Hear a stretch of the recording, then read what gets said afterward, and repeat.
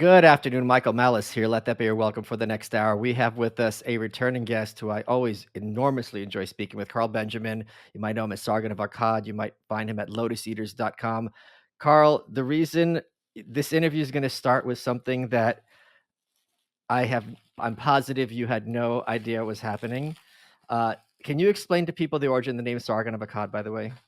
Yeah, it was just I'm old, so back in the early days of the internet, you didn't use your real name online because you didn't know who was going to get it and for what reason, and so I just happened to like ancient history, and so I used Sargon of Akkad just because I like the sound of it.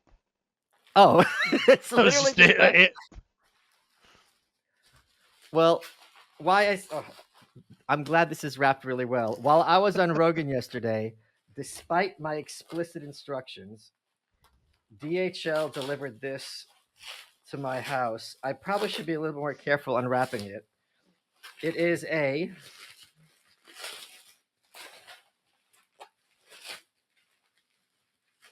statue of Thoth Oh, from really? around 500 Yeah. BC. He was the Egyptian god of knowledge Mm. and the god who supposedly invented writing. So, in a way, you could see him as the patron saint of authors. All the scribes loved him. And the Mm. reason I wanted to bring this up is not only because it's cool. Let me show you guys the body. It's gilded. But the day I got this artifact, there it is. There's Thoth. Isn't that amazing? That is. Is that like an authentic Oh, artifact? yeah. Is it? Oh, wow. Okay.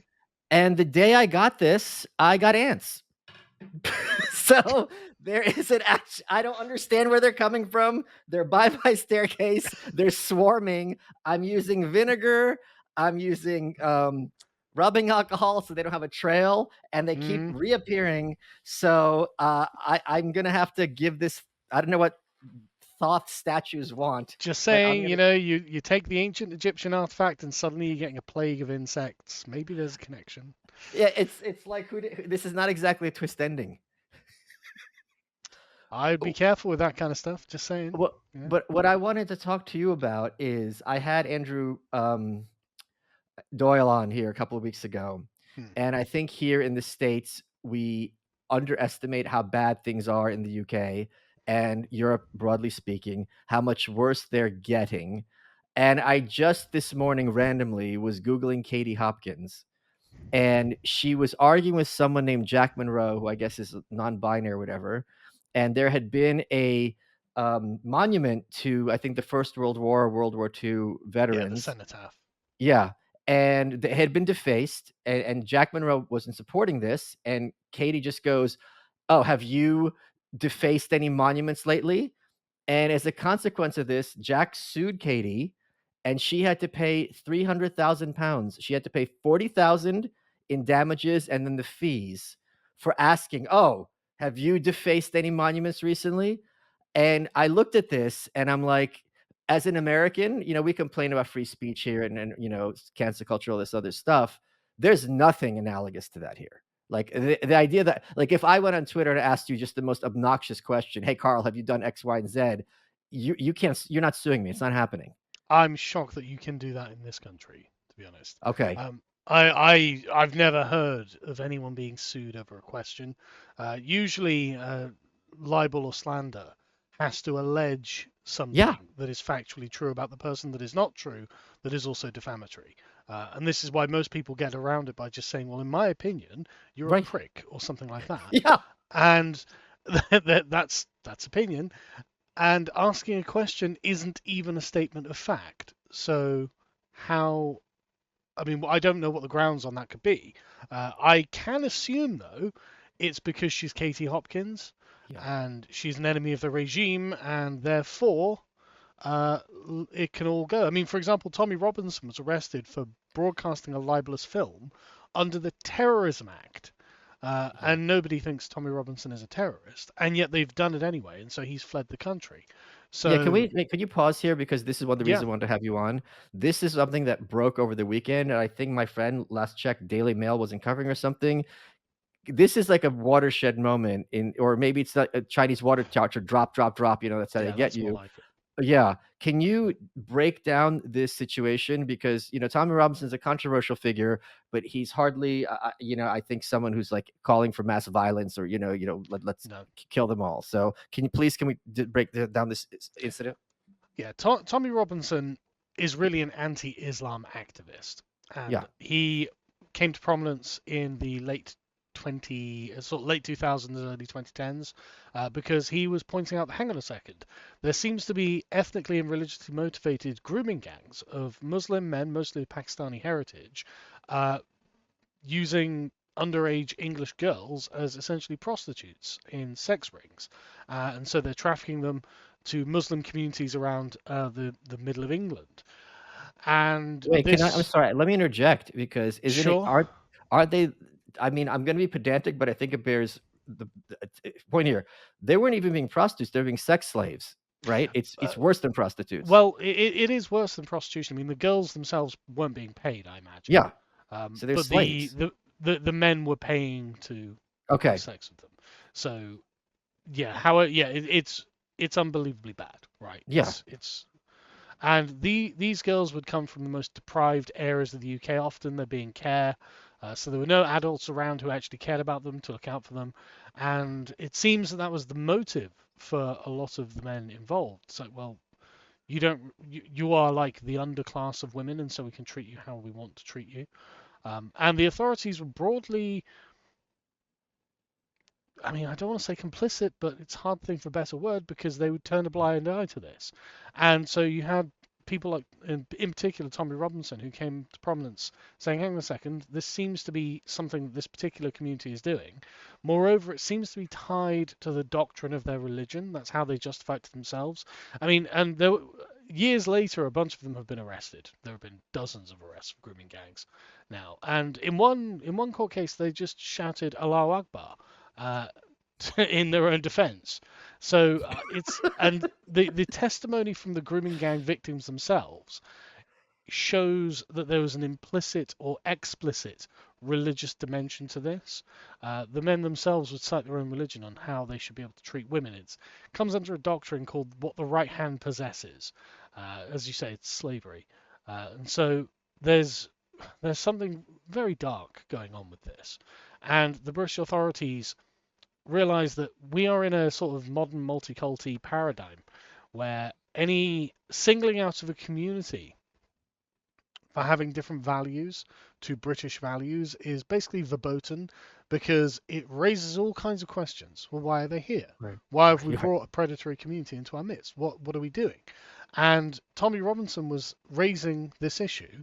And because Tommy Robinson is working class, and the people who want to live in the multiculti paradise, but over there, so it's not my problem, are middle class, they hate him because he reminds them of where their grandparents came from. Right? He reminds them that they're Mhm. not actually very far away from just being a part of the proletariat themselves.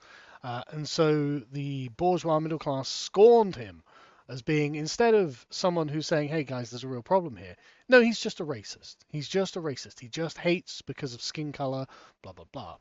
And this, of course, isn't true. I don't think Tommy Robinson's racist at all, just to be clear. He's very liberal in a lot of his views. He can just see a problem because he's had direct personal experience of it. Because Luton, the town where Tommy Robinson came from, has had lots of immigrants for a long time now.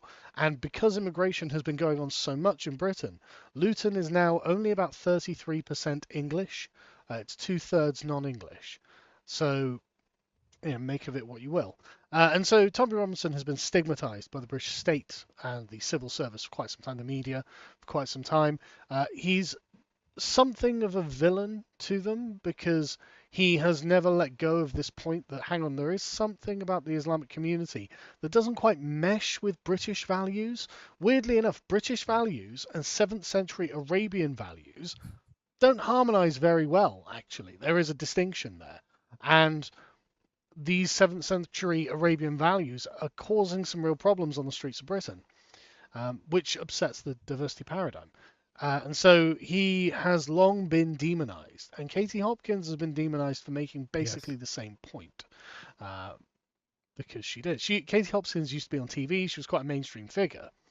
And then she started saying things like, well, why are Muslims always fleeing to Christian countries when there's problems with Islamic terrorism in Muslim countries? Why aren't they fleeing to other Muslim countries?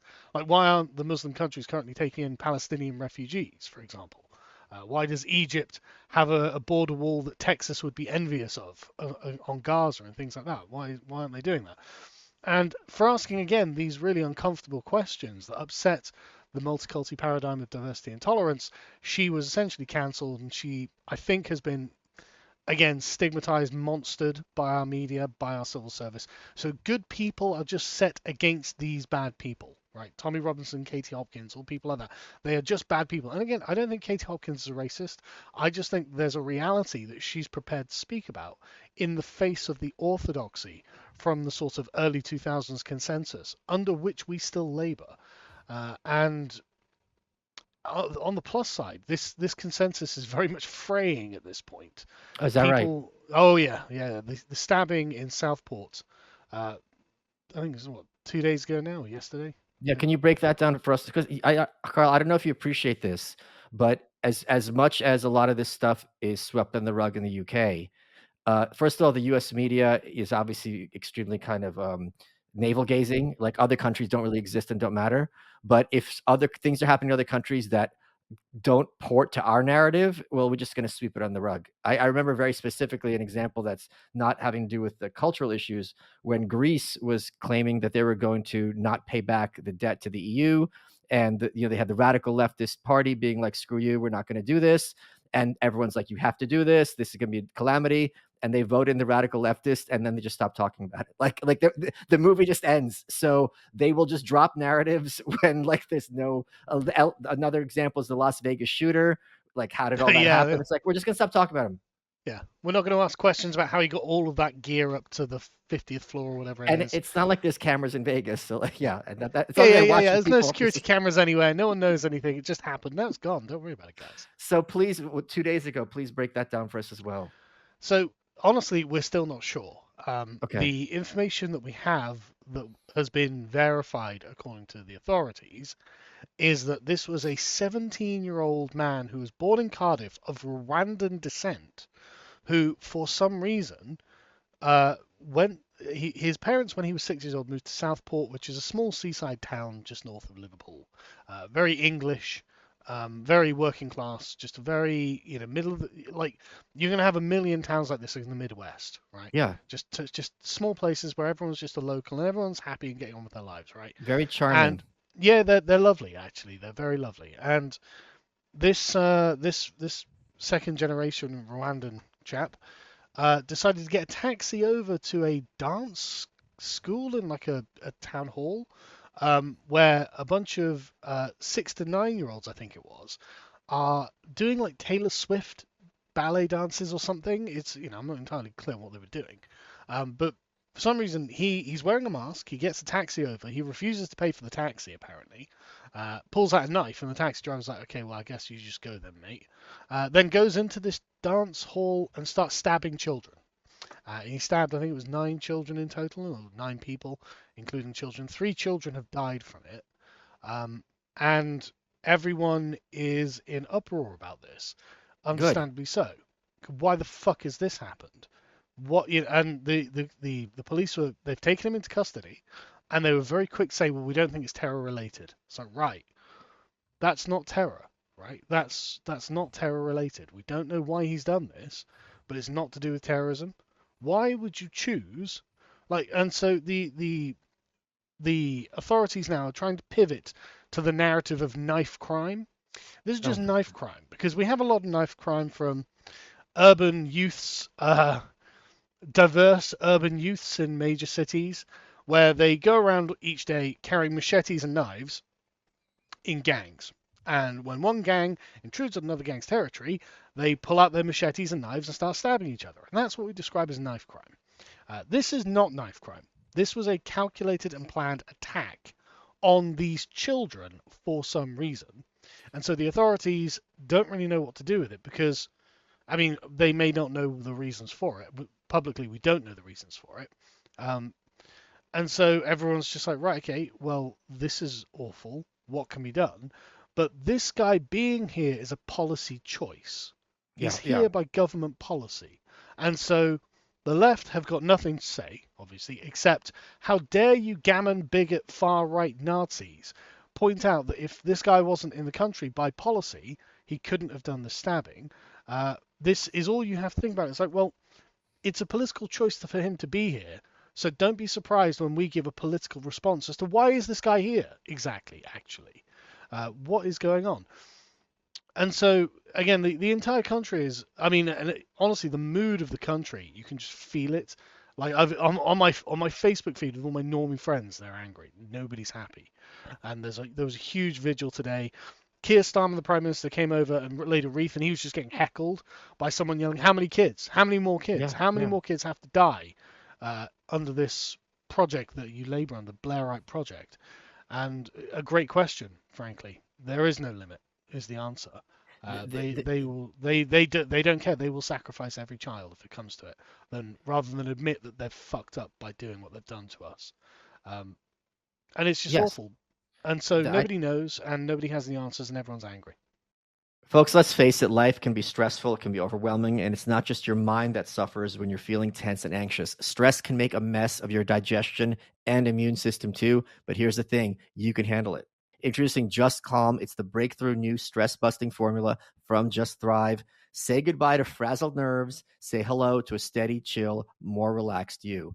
Just Calm's exclusive mood-lifting blend is clinically proven to help you relax and breathe a little easier in as little as 4 weeks. And for next level mood and immune support, give the award winning Just Thrive probiotic a try, as I'm doing and am reaping the benefits. It not only has 1,000 times better survivability than most probiotics, but this spore probiotic banishes bloat and constipation so your gut can produce more serotonin, which is your happy hormone. Plus, it supports better sleep. You can wake up feeling refreshed and revitalized. With Just Calm and Just Thrive probiotic, you'll have the ultimate stress fighting duo to help you win the day every day, and all with a money back guarantee. What do you have to lose?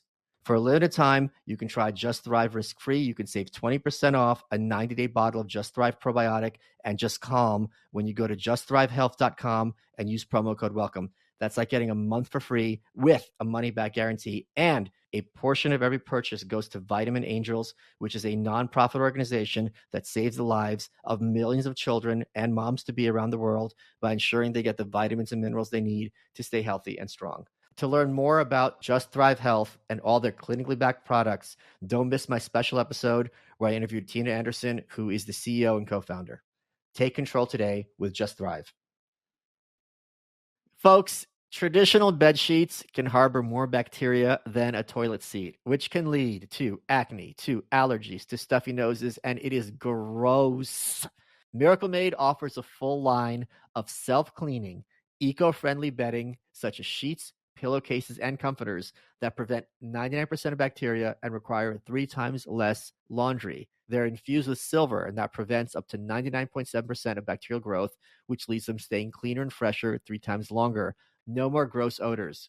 And by using these silver-infused fabrics, which were inspired by NASA, the Miracle Made sheets are thermoregulating and designed to keep you at the perfect temperature all night long, so you get better sleep every night. They're very comfortable without the high price tag of other luxury brands. Stop sleeping on bacteria. Miracle Made sheets are designed for your skin. Bacteria can clog your pores. It causes breakouts and acne. Sleep clean with Miracle. Here's all you got to do. Go to trymiracle.com/malice to try Miracle Made sheets today. And whether you're buying them for yourself or as a gift for a loved one, if you order today, you can save over 40%. And if you use our promo Malice at checkout, you get 3 free towels and save an extra 20%.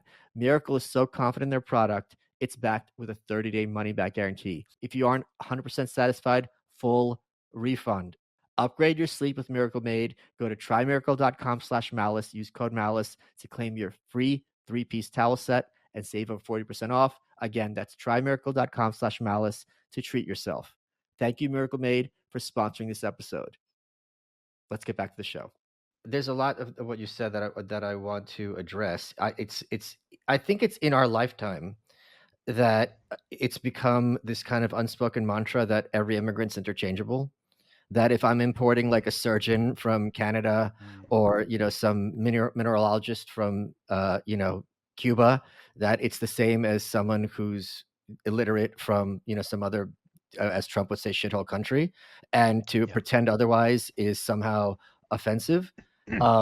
And even if, let's suppose that's the case, you're still not going to tell me that getting a bricklayer from Mexico is synonymous with a Rwandan who stabs children. So, like, even it's absurd, even on that face. And again, in our lifetime, it has changed from immigrants are, and I say this as an immigrant, are a net asset, and we want to bring over, because the brain drain was an issue. People from Europe were fleeing to the States, highly intelligent engineers, doctors, things like that, because they were being treated well here. And it's like there was hand wringing. What are we gonna do about this? And now this idea of just like, you know, bring in hundreds of thousands of people, and best case scenario, people who don't speak the language, who were not raised in the culture, who feel no allegiance to the culture, nor will they.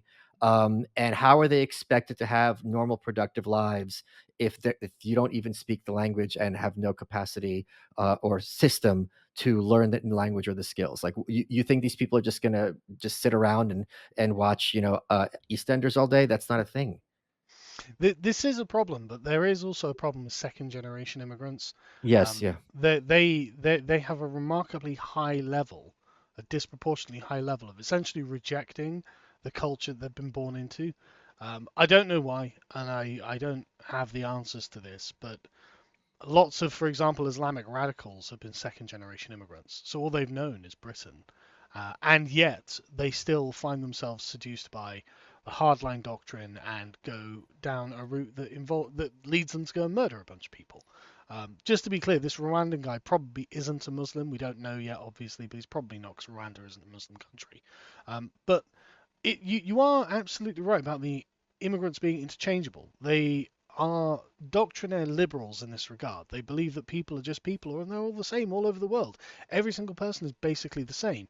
And if that was the case, why are the crime statistics so wildly different by country? Now, a sensible person who wanted a sensible immigration policy might say, well, we are going to look at the crime statistics for each country, because actually they're readily available through Google. You can find out exactly how many violent crimes per 100,000 or how many murders per 100,000 happen in these countries, and then extrapolate reasonably from that. Say this is a judgment about the level of violence their culture tolerates, right? So if their culture is okay and normalizes a particularly high level of violence, it would be a reasonable policy to say we're not going to accept immigrants from that country, because they may well decide to resolve interpersonal differences through violence rather than through mediation in the courts, which is the Western tradition. So I'm just saying, I mean, it's a bit late now, the horse has bolted, but we could still think about closing the stable door. Yeah, how it seems to me as well. And let's talk a bit about this, because I think there's this knee-jerk vision or approach through binary thinkers that Tory's good, Labor bad, and Keir Starmer's basically the same thing as Jeremy Corbyn. And I don't think that's true at all. I think these so-called moderate leftists do a pretty good job of keeping the crazy lefties silent. Let me put it another way: Keir Starmer has done a better job of taking on Jeremy Corbyn than Rishi Sunak ever did. And you see here, Pelosi and Biden shut up AOC and Bernie Sanders. They basically co-opt them and they leave them kind of powerless. So having him with this huge labor majority does not necessarily imply that it's going to be Corbynite Britain, in 18 months. But at the same time, as you point out, Tony Blair, the bad stuff they do ends up pretty bad in of itself as well. Yeah, this is all a product of the Tony Blair legacy that Keir Starmer is consciously carrying on. Yeah, Keir Starmer has been taking advice directly from Tony Blair. He is completely cut from that mold, and the Keir Starmer's problem is he's not that bright. He's very yeah, yeah. rigid in the way that he thinks, and he just defaults back to what he has been programmed to believe without taking the time to do any introspection about that. A great example is the VAT cut or VAT exemption for schools, private schools. This is a great idea, because what that allows to happen It makes private schools slightly cheaper, about 17.5% cheaper, I think it is, and it allows the aspiring middle class to give their children a better education, to invest in them. Um, Keir Starmer has decided no, he's going to cut that. So private schools will now pay 17.5% VAT. All this does is punishes those aspiring people in the middle class who have been working hard, saving their money, and want to invest it in their children. And I know this because I'm one of those. Yeah, yeah, I don't drive around in Jaguars or Bugattis or anything like that. I send my kids to a private school. That's what I do with my money. And this is going to make my life harder. I'm going to have to make more sacrifices to keep them in these schools, or I'm going to have to just pull them out if I can't afford it, right? Um, they're the people who are hurt by this. And the rationale that the people like Keir Starmer use, well, this is for rich people. No, it's not for rich people. Incidentally, the rich people aren't affected by this. Someone who's worth millions and millions of oh, pounds right. doesn't care. It doesn't affect them at all. If you are thinking of it by being for rich people, means test it. Like you Yeah, could do that, but you're not. You're just it's a hammer approach, a one size fits all approach, because Starmer has a kind of mental conditioning where he's like, well, and when confronted about this, he was just like, well, I just think everyone should have the same education. I just think everyone should have the same opportunity. It's like, okay, but Keir, what that means is everyone's got the same shit education. And I know because I'm a product of the bloody public school system. Our education was shit, Keir. I've had to do a lot of education myself in my private time because our education was so bad. That's why I send my kids to a private school so they get a better education. And I'm not a bloody millionaire, Keir. So it's very frustrating to see him. He's again a doctrinaire liberal in this way. He doesn't think, he just regurgitates what he's been programmed to believe. And the premises of what he's been programmed to believe is that all people are basically the same. And yeah, this is where it all comes from. And this is a real problem because actually it turns out that people are completely different. All people are completely different, in fact. But these differences aggregate in groups and in areas of society. And so this one size fits all approach leaves him not knowing how to deal with the problems. And so he's going to just kind of bullheadishly get on with what he's doing and create a whole slew of problems. You are right, it's not going to be Jeremy Corbyn, but it is still going to be left wing nightmare yeah, problems that we're going to end up with. And it's going to be massive bureaucratic managerial apparatus that surrounds the state like a corona that injects itself into the functions of government to essentially take the executive power out of the hands of MPs. This is a process we can see really clearly in Liz Truss, actually. She was essentially cooed by the Bank of England yeah. because one of Tony Blair's first actions was to make the Bank of England independent of the government. And so they could leak a report saying, oh, the market's going to crash if we cut taxes, as if the markets suffer when taxes are cut, right? Right. That's mad, isn't it? Just on the face of it, it's mad. And this scared the Conservative Party. The internal machinery of the Conservative Party removed her in a vote of no confidence and installed, without a vote, Right. former Goldman Sachs banker Rishi Sunak. So Right. nobody chose him, but he was the banker's choice. And you can see now how the quangos and the independent bodies around the government actually have control over the government. And it's just like, right, okay, so we are trapped in this kind of managerial hell. And the thing is, the parliament is still the sovereign executive, right? The parliament still could do something, but it would require that we got a party in government that was cognizant of these issues and was just prepared to take the PR hit from the organization itself. Because obviously, all of these quangos, they're sort of, single degree holding university educated types who all agree in the global managerial paradigm. And so the media do, and so the scientists do, and all of these sorts of layers that are all connected together, they would all retract and try and destroy the government if that were to happen. You would need a government that has some severely stern willpower to be able to resist that and just overthrow it. But you could do it. If you had a party with a majority, it could just legislate all of this out of existence overnight if it wanted. But none of our politicians are nearly brave enough to do any of that. But And so we're trapped in this hell at the moment. I'm going to push back a little bit because I Mhm. think there was a bit of a political miracle that happened in the last election, which is only a few weeks ago in the UK, which is from out of nowhere, Nigel Farage's party, Reform, came into third place. The Lib Dems have been Britain's, kind of bronze medal for quite some time. They, the number of seats they have varies. They at one point they had a coalition with the Conservatives to form a majority under Nick Clegg. And although Britain's first past the post system doesn't allow proportionality in terms of outcomes, to go from absolutely nowhere to third place with 14% of the vote when the Conservatives had 24, to me, that is proof of concept. Like when you're having a startup, if you put the product on the market and you're actually getting traction, which is very hard in the British system, again, where it's first past the post in terms of getting seats, I think a lot of people whose parents voted Tory and their grandparents voted Tory, and their blood runs blue, they are really taking a look at the fact that Farage pulled it off to some extent. Or am I Yes wrong? and no. Okay. So you are right that Farage got 4 million votes, whereas the Liberal Democrats got about 3.5 million votes. But the distribution of the votes is the issue. The Liberal Yeah. Democrats are very clever in the way that they essentially attack constituencies with leafleting campaigns. They target, I guess, what you call NIMBYs, uh, Yes. affluent middle class areas that don't have much migration, that are basically kind of homogenous little English ethno states, and they sell to them the promise of essentially being apolitical. You'll notice that Ed Davies' campaign was totally devoid of any actual political messaging. Right, he would go on fun fairs and water skiing and nonsense, total nonsense. And so essentially, a vote for the Liberal Democrats. I mean, what are they even promising now? They've got 70 plus MPs. What are we hearing from them? Nothing. We hear from the Green, we hear from Reform, we hear from the Conservatives, but you don't hear anything from the Liberal Democrats because essentially the votes say I'm not really interested in politics, and they're doing quite well actually because everyone kind of hates politics. Um, but this has left them with loads of seats, and they're not leveraging it at all.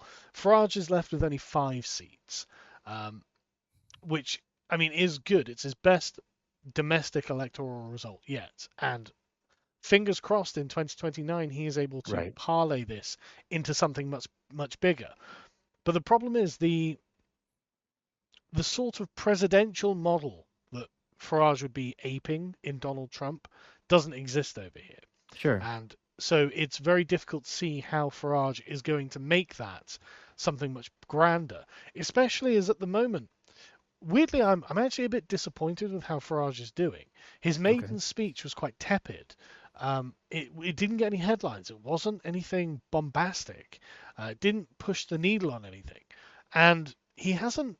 He seems to be more worried about fitting in, actually, Oh, rather than all right. being the revolutionary who's overthrowing the paradigm, which is a Yeah. bit of a concern because, Nigel, I thought this was a revolt against the establishment. This is how you sold it. Why are you being so tepid about how you're running all of this? Like, for example, Donald Trump is a great example of how you essentially orchestrate the media, right? You puppeteer them. You make them dance to your tune. And Donald Trump's a master at this. He'll come out, he'll say something. The media are like, my God. And so his message is on every front page of every newspaper. And half the people will agree with the message. So his star goes up. Well, Farage has not been able to make himself the center of the news cycle like this. He has not been able to make himself the kind of polarized figure that Donald Trump is. Farage has become essentially contained by the Oh, media, and this is a concern. This is a real concern for me in particular, because I want Nigel Farage to overturn the entire table. I yeah. want him to flip it over and get a majority. I'd love to see Prime Minister Nigel Farage. I think he would do a lot of good things. Um, but unfortunately, I think that he's found himself in a very thick web of politics that is very difficult to maneuver within, and he hasn't taken sufficient initiative in order to start really making some headway. Now, it may be that he's keeping his powder dry. I don't know. I don't speak to Nigel Farage or anything. So who knows? But from the outside, he looks a little bit lost, and it's very frustrating. Folks, homes.com knows that when it comes to home shopping, it's never just about the house or condo. It's about the home. And what makes a home is more than just the house or property, it's the location and the neighborhood. If you have kids, it's also schools, nearby parks, transportation options. That's why homes.com goes above and beyond to bring home shoppers the in depth information they need to find the right home. And when I say in depth, I'm talking deep.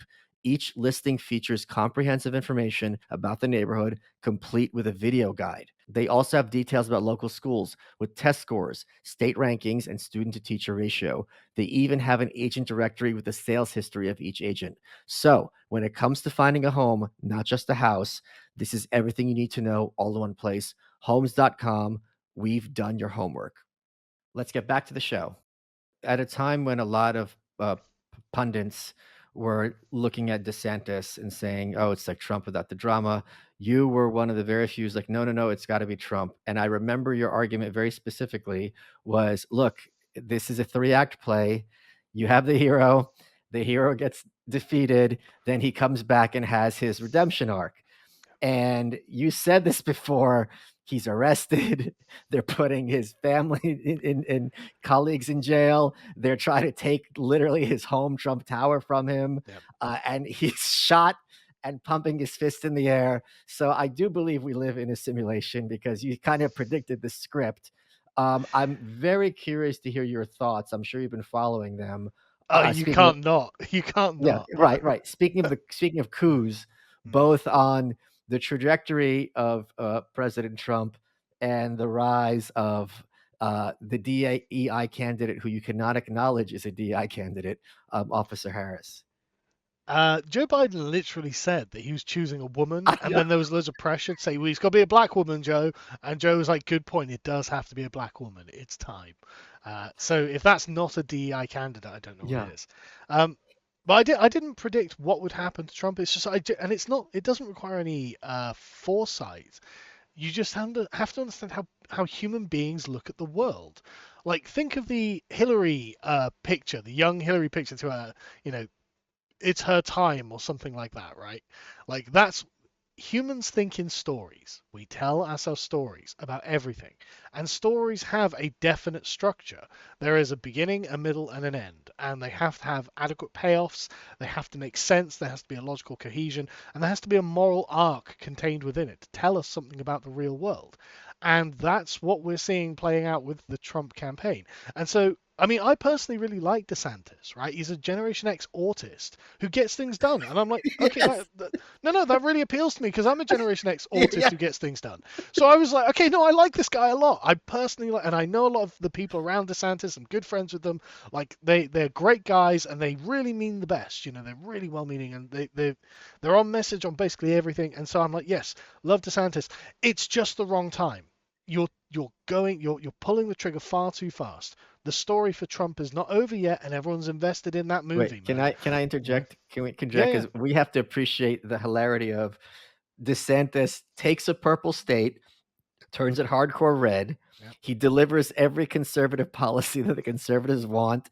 And then Trump's like, well, this guy's basically a liberal. And he's like, wait, what? And everyone's like, yeah, fuck you, you're Jeb Bush. He's like, wait, what? Like, I did literally everything you wanted. And now somehow I'm the villain. It's like, what the fuck do you want from me? You don't ever outshine the master.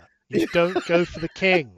Like, honestly. And again, I'm sorry, but this is just how humans work, right? This is just how humans work.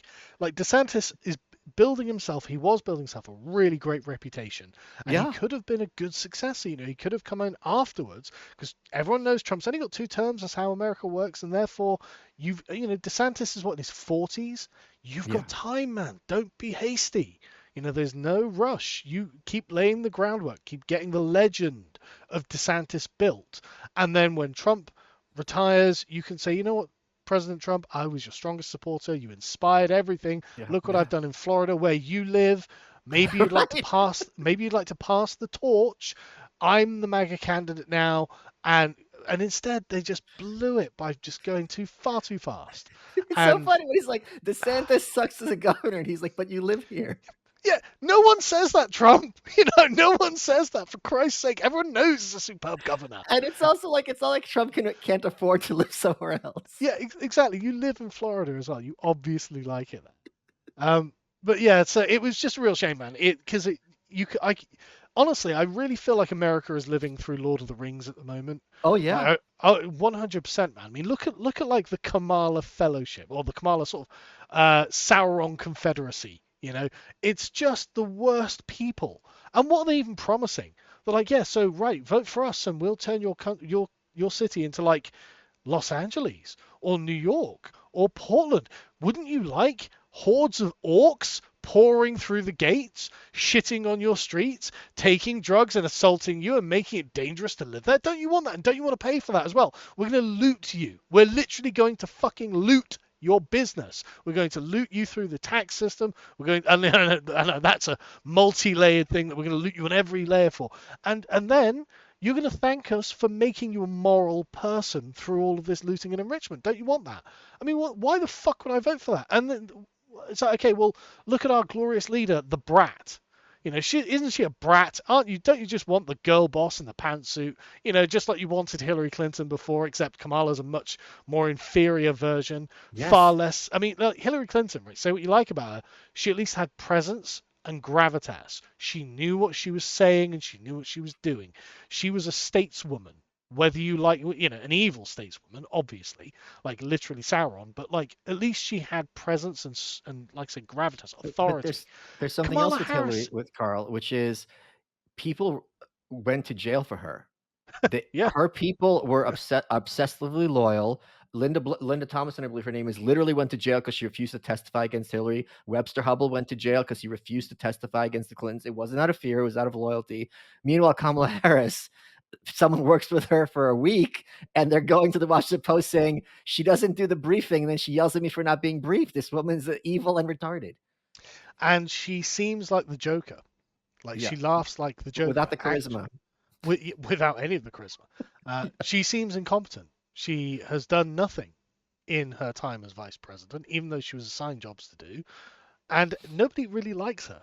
Like, there's no love for Kamala Harris. And so it's very weird to watch this strange confederacy of evil rallying behind her, and it's all the worst groups in society. It's like, the childless wine aunts are for Kamala Harris. It's like, okay, who do they hate? JD Vance? Okay, I like that guy. Yeah, I Carl, like that guy a lot. Carl, I was just on Rogan. It dropped today, Oh and I yeah, called Kamala Harris America's a wine mom. I she said, is. I said, She bitches can literally eat my is. lunch. Yes. It's a 100% accurate description of what Kamala Harris is like. That's so funny. We had the same exact impression. But it's the archetype in the Yes. story that she fulfills because of the life path that she's led. And whereas Trump, he's not. He's sort of he's genuinely a kind of beloved old patriarch at this point. You can tell that, like, watching the RNC, man. I tell you, man, that there's such a stark difference in the way that the Republicans and Democrats, the vibe they give off, right?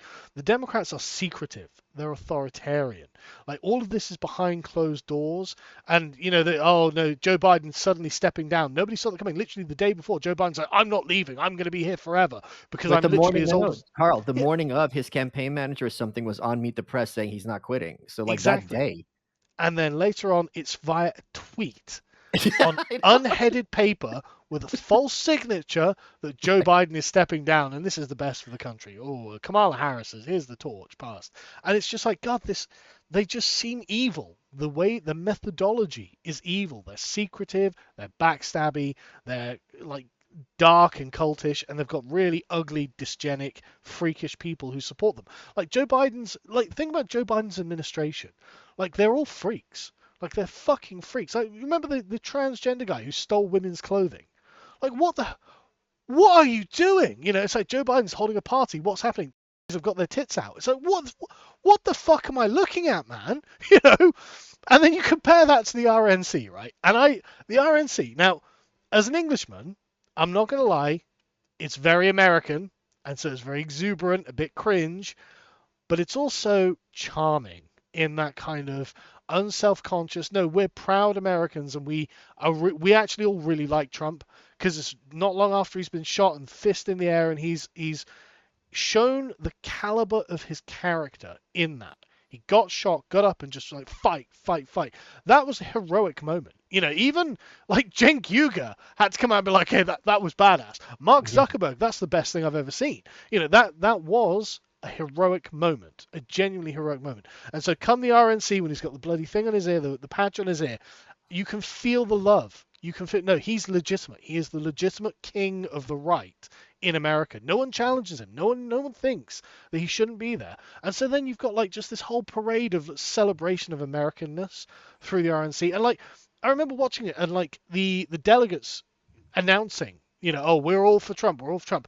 And it wasn't like the kind of there's a kind of sliminess that the DNC has, but Yeah. this was totally brash. It's like, oh, I'm from the great state of Tennessee and we produce, whatever. And I'm for Trump. We're proudly for Trump. And they were all doing this, and it was just like everyone looks so totally open and friendly and just thrilled that they're able to play their part. And then obviously the Hulk Hogan bit is just the most incredible bit of stagemanship in my life. I remember being 13 and watching Yeah. Hulk Hogan and The Undertaker fighting it out in WrestleMania or whatever, And Hulk Hogan just gets up, Trump Vance rips his shirt, and Trumpomania's running wild, brother. You're just like, oh, come on. Who are the good guys and who are the villains here, Like, there's no doubt. There's no doubt in my mind. I agree with you that the flag waving gets a little bit much, especially in like Fox News type outlets. But I think you would also agree with me, if there was a bit more love for the Union Jack in the UK, it would not necessarily be a bad thing. No, like I said, it's not bad. It's just overwhelms the senses, maybe, Yeah. of an Too Englishman. much, too much Uh, perfume. yeah, but it is very heartening to see, and it's lovely to see this kind of unity among what I would just call Americans.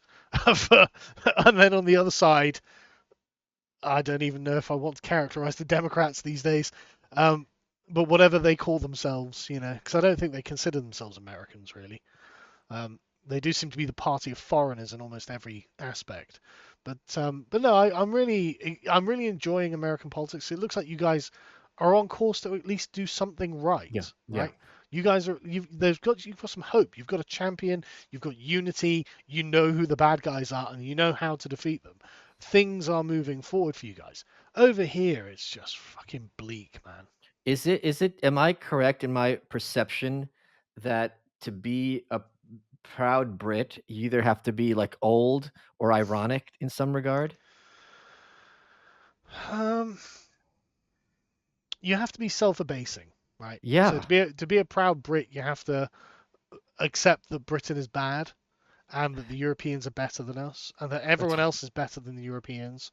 And I mean, God, imagine the sophistication of the dining habits of people in the south of France. It's like, no, I don't have to. I don't want to. And I've just looked at their Olympic ceremony and it was shit. So fuck off. Ours was better than theirs, like that was actually a celebration of our own culture and it Yeah. rocked. Theirs was a weird perversion of their own culture and it sucked. Okay. Yeah, no, there is this awful self-abnegation in Britain. We are ashamed of our own success, frankly, and of the excellence that we were once capable of. And so now we are degenerating in order that the middle class shitlib can feel not embarrassed about actually being better than the rest of the Europeans. That's what all of this boils down to, basically. And so they can feel like they're part of this international community rather than the scions of a great culture that once conquered the world. And even beyond the British Empire, the accomplishments of individual Brits over the centuries is innumerable. I mean, you can't even Yeah, begin to just how many contributions in every field. yeah, yeah. You can't talk about the Enlightenment, the scientific revolution, the Industrial Right? Yeah. Revolution. You can't talk about any of it without Literature, English, yeah, literature, whatever, all without literature. English, Scottish, or Welsh names popping up constantly. Is there's we were so far ahead of everyone else, and we worked so goddamn hard, and now we've got to pretend that that's not the case, and it's like, okay. Despite the modern myth, the ancient Olympics were far from being a pure expression of untainted athleticism. But that doesn't mean they weren't badass. So allow me to take you on a little tour through the ancient Olympics. But I'll warn you, Ancient Olympian tour guides were notorious for being liars and propagators of historical myths. One Roman-era sightseer named Lucian once quipped, quote, "Abolish lies from Greece, and all the tour guides would die of starvation, since no visitor wants to hear the truth, even for free." End quote. If Lucian can be trusted, then even in ancient times, the history of the Olympics was riddled with mythology and fake history. So, I think the only way to get a sense of those games is to dive right in to the mythology. Let's do it. Check out the podcast Our Fake History and the Olympic Myths episodes, available now wherever you get your podcasts. Let's get back to the show. Is there a bit more understanding? Is it less taboo now for people in the UK to regard Meghan Markle as a sociopath? Yeah, everyone hates her. Oh, good. Oh, hell yeah, really? Everyone hates her. The only people who hate her are those sort of like the sort of 10 or 15% of the population that are die-hard woke radicals. Okay. They're the only people who like her. Oh, good. Yeah, but no, everyone hates her. Like Jeremy Clarkson got in trouble for this. He said she should be flogged naked through the streets like Cersei in Game of Thrones. Yeah. Which okay, fair enough. I mean, she's challenging, is the kingdom we live in. And he got in real trouble for this. And he just came out and was like, look, just ask anyone my age. Everyone agrees. And so they did polling, and something like 90% of boomers agreed that she should be flogged naked through the streets. Oh, And hell it's like, yeah. oh, Jesus Christ. Oh, that's wonderful. That's Yeah, I know. heartening. It was truly great. Because the thing is, the monarchy is a unifying institution in the country. Yeah. It's got an approval rating of something like 70%, that like it. And it's not that we're like diehard monarchists. It's that we generally, it keeps the familial feel of the country alive, right? And it makes us feel like it's ours. And so attacking the institution, which is what Meghan Markle did, is heresy. You're attacking the entire country. You're attacking everyone's sense of rootedness and well-being. That's what you're doing when you're trying to break apart like the monarchy and the royal family. And so everyone just has this visceral gut reaction of, I don't like her. I can see the game she's playing, and fuck her. Why did we allow an American in? It's basically and everyone's like, oh, it's racism. No, unless it's against Americans. Like we like the Americans a lot, but just not in the royals. They're not. Yeah, but it's also like if you're a guest in someone's home, you defer that house and treat with respect, especially if that home is the Queen's. I Oh, mean, I'm not going to 100%. go to your house and take a shit in the floor. A lot of people do these days, unfortunately. Sure, but I mean, that's basically what she did, and 100%. shamelessly. Yeah. And then she played it off on Oprah like she was the victim of this. It's like, Of course. you made your own bed. But I mean, just the point on the royal family. I don't envy them, and I never have. They're not free, right? They're not Right, free of course people. not. Yeah. They've got a highly regimented life, and because it's colloquially called the firm. And there's a massive institution that exists around the royal family. And so the people in it are very tightly controlled. Their movements are regimented. They have no ability to just be a person. They're always a politicized public figure. And they've got a large number of people, both in Britain and in America. I noticed that a lot of American women absolutely adore the royal family. Oh yeah. Who are constantly watching them and treat them like a live, like soap opera, the same way I treat American politics, and so they can never step out of line, and they can never just be themselves, it seems. So I've never envied the royal family. It looks like a very gold-plated prison to me, and I wouldn't wish it upon anyone really. And that's what Meghan Markle basically came away saying. And it's like, well, yeah, what did you expect? Of course. But anyway. What policy that Labour had in their manifesto or has been talked about recently are you most concerned about? I mean, on a personal level, the ending VAT exemption for the private schools. Okay. I know that really bothers me because, like, Of course. my dad began life in a caravan, and now I can send my son to a private school.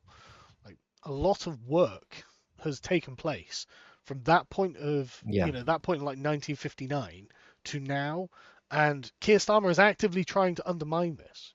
Like, it's not like, everything has gone up fucking 4 times in price or anything, and so it is making everyone's life a lot more difficult. It's making my life in particular a lot more difficult, and I'm going to have to make sacrifices to make sure my kids can stay in this school. So that in particular affects me. But the main problems are what Keir Starmer's constitutional changes are going to be. They haven't done them yet, and it's not entirely clear what they're going to do. But they are going to try and continue to increase the size of the managerial state, and that means they are going to raise our taxes.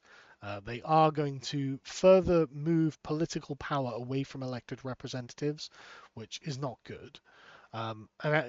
To a class of people, they're going to try and make the UK mirror the European Union. Right? Oh God. So Okay. in punishment for Brexit, we're going to be ruled over by shadowy bureaucrats who we have no power over. And like I said, they haven't done anything yet, but it's only been a couple of weeks, so Right. it's early days yet. But by the end of it, it's going to resemble more and more the European Union, and I don't know how we're ever going to get out of it, to be honest. Yeah. You must be also watching with great concern, what's going on with free speech in Scotland. It's not just Scotland, to be honest. Okay, please. It's the entire country. Like, for example, one of the first things that Labour did in their first couple of weeks is the Conservatives had put a law through that had, I can't remember exactly the name of the law, it's something like the Free Speech on University Campuses law. But basically preventing universities from arbitrarily deplatforming guests who have been invited to speak at the universities. And the first thing Labour did is, no, we'll take that away. And it's like, oh, right, okay. So we're just back on the people who are not approved by the Labour government don't get to speak on university campuses anymore. Right, okay, well, we're back to those days. The woke decentralized governments in Scotland and Wales are, it's not even worth talking about free speech in these countries. Right. They are so politically homogenous and controlled that it's almost kind of cliche to say it. It's like, there's nothing to be said. They're against free speech. You do not have free speech in Britain, and it's not coming back. It's gone, and there's no hope on the horizon. I saw someone, Twitter being the source of all truth. I saw someone casually refer to you as post-liberal. Do you regard yourself as a post-liberal? Is that correct? Yeah, I And think what that does is that mean to correct. you? That's a good question, because a lot of people in the sort of post-liberal space don't have a comprehensive doctrine or anything like that, but they have realized, as I have realized, because I used to be a liberal. I was proudly a liberal like 5 years ago. Then I did a degree in philosophy, and I had to learn all about liberalism from the ground up. And I realized, wait, this is all nonsense. This is total bollocks. How could anyone have believed any of this? And how have we arrived at this point? And it's very clear that liberalism is the root cause of all of the problems that we face. And so I found myself jettisoning, just letting it go. And what this means is you're left in a space where there is no firm foundation, because no one's thought of a particular ideology to fill the void. But it's clear that the main issue with liberalism is that it begins by presupposing that man existed outside of society at some point, and that made the conscious choice to come together to form a society from which a government was constructed. Now, that's obviously not true. Man has never lived outside of society. He's always been a social being. And so instead of being the atomized individual roaming around the wilderness, it was always tribes of people roaming around the wilderness. And so rather than taking the individual as the very bastion and building block of all rights and obligations and duties, actually, if you think about it, is the group that you're in that is a part of that. It's the tribe. And so this means that there are lots of things that liberalism can't recognize that you suddenly realize do have validity. For example, a kind of collective guilt is one thing that the liberals on their own will say, well, no, one person can't be guilty for the sins of another. But they don't really believe that. They always say, well, the British deserve mass immigration because of the British Empire, right? It's like, so we're back on the collective guilt train there. And there's something to it, because a person is not actually separate from the culture that birthed them, that raised them, that infused them with their values, and informs the things that they do in the world. That is true, and that's something that the sort of post-liberal space has come to accept. And it's very anti-liberal to say that, obviously. Now, I'm not saying that like that means that people should be punished for being part of a group or anything like that. But what it means is moral judgments against groups because of the individuals they produce are valid. Right? You can make judgments against groups based on the representatives that come to prominence from the groups. That is fair. Every other culture does this. It's only the West that doesn't do this because of our intrinsic liberal nature. But the liberals are wrong about this. People are representative of the groups that produce them because they are the value set, the habits, the traditions, the norms that make the person what they are. And so it's not a surprise when a certain culture produces a disproportionate, say, number of terrorists or something like this. It's not wrong to be able to then render a judgment on that group. Whereas the liberal would say, of course you can't. That's a racist or Islamophobic or whatever. It's like, okay, but it doesn't mean it's inaccurate. That's the problem. Like, I don't hate people. I'm not a racist. I'm not this. I'm not that. But these characterizations are true. And that's the thing that liberalism would seek to deny.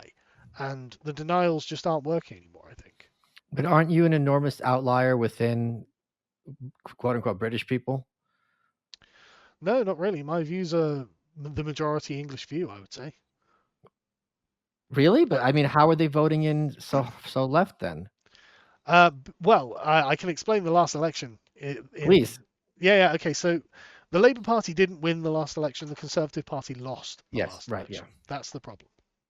So Labour won 420 something seats based on about 9.5 million votes. That's the lowest share of the votes they've got for decades. Jeremy Corbyn got more votes than Keir Starmer. It's just that the Conservative vote utterly collapsed. The Conservatives got, I think it was something like 8 million votes because Nigel Farage had eaten up a third or something about a third of their vote share by saying, hey guys, maybe we should be Conservative. Have we considered that?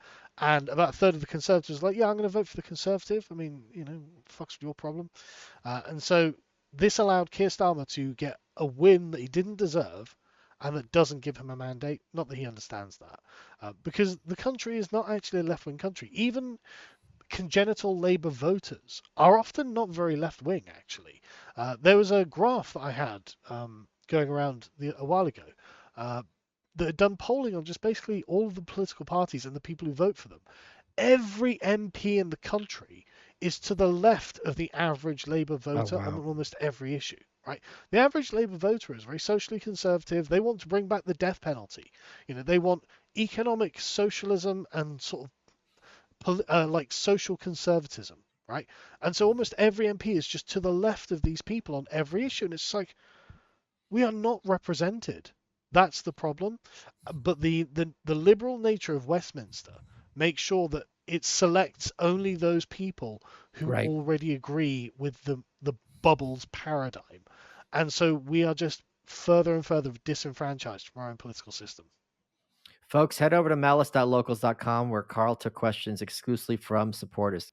Carl, we're running out of time. What has been your favorite part of this interview? Oh, I've quite enjoyed the questions at the end, actually. They've been pretty good, but the whole thing's been great. It's always a pleasure to talk to you. You are welcome.